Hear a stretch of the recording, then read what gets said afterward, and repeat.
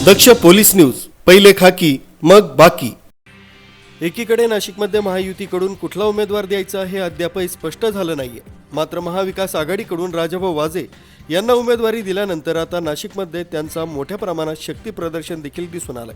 शहरातल्या मध्यवर्ती ठिकाणी असलेल्या निमाणी बस स्टँड शेजारी पंचवटी कार्यालय या ठिकाणी महाविकास आघाडीकडून संवाद यात्रेचा कार्यक्रम आयोजित करण्यात आला।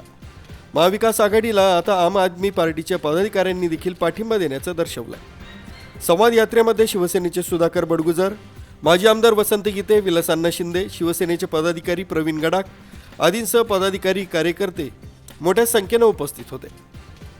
यावेळी कार्यकर्त्यांमध्ये मोठा उत्साह दिसून आला। राजाभाऊ वाजेच निश्चित निवडून येणार असा देखील विश्वास या प्रसंगी व्यक्त करण्यात आला।